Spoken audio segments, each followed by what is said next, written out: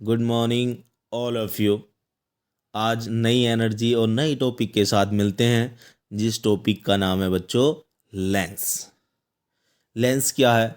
It is a transparent medium bounded by two surface out of which one और both surface are spherical. दोनों surface कैसे कैसे होने चाहिए? स्पेरिकल। फॉर एग्जांपल के लिए अगर मैंने कॉन्वेक्स लेंस ये लिया तो फर्स्ट ये आपका स्पेरिकल हो गया, सेकंड ये स्पेरिकल हो गया बच्चों। इसके बाद जो लेंस की शेप बनी वो लेंस आपका कॉन्वेक्स लेंस कहलाएगा। डियर स्टूडेंट, इसके तो टू मीडियम होते हैं। जैसे फॉर एग्जांपल ये फर्स्ट मीडियम कहलाएगा, ये इसका कितना कहलाएगा? सेकंड मीडियम कहलाएगा बच्चों। कौन सा मीडियम कहलाएगा बच्चों? Second medium.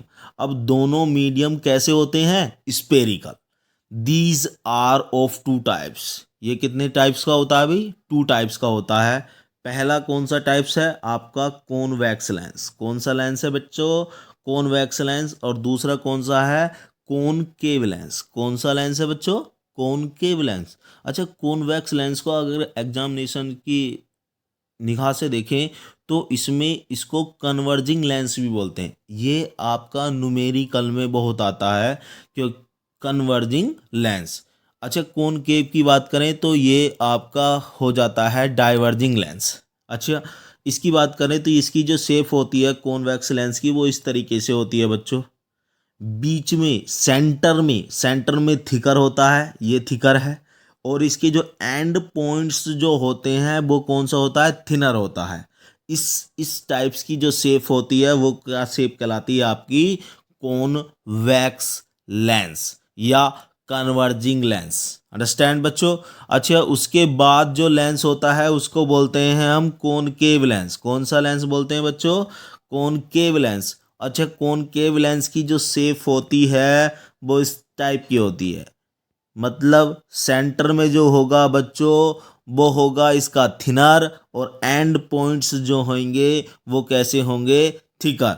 इस टाइप की शेप को कहेंगे आप कोन के केव लेंस या फिर डाइवर्जिंग लेंस। लेंस से रिलेटेड कुछ डेफिनेशंस हैं।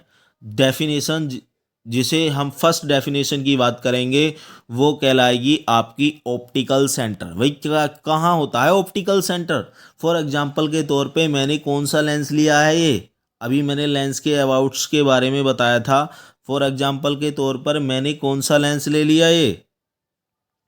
ये आपका कौन वैक्स लेंस ले लिया।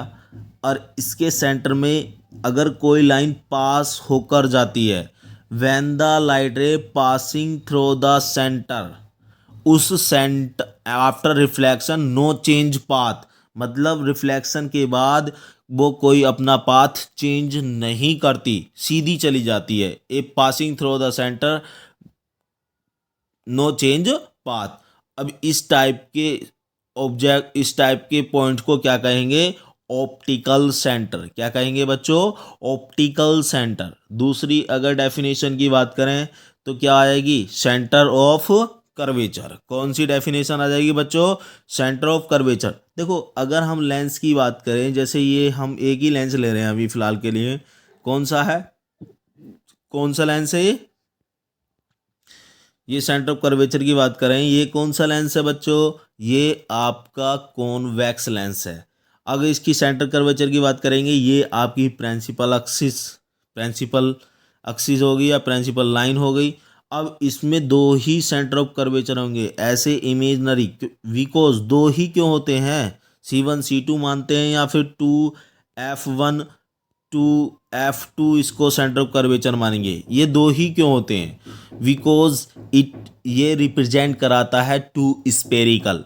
एवरी स्पेरिकल का वन सेंटर होगा, क्योंकि वो कैसा बनाता है? एक होलो स्पेयर बनाता है जहां पर वो हमें सेंटर मिलता है। ठीक है। अब देखो रेडियस ऑफ कर्वेचर क्या है? भाई रेडियस ऑफ कर्वेचर क्या है? Distance between optical centre and centre of curvature is called radius of curvature. मतलब अगर किसी सेंटर ऑफ कर्वेचर और ऑप्टिकल, जैसे फॉर एग्जांपल यहाँ पर 2f1 है, इनके बिटवीन आपकी जो डिस्टेंस होगी वो आपकी क्या कहलाएगी, रेडियस ऑफ कर्वेचर, जिसे यहाँ पर r1 और r2 से डिनोट किया गया है।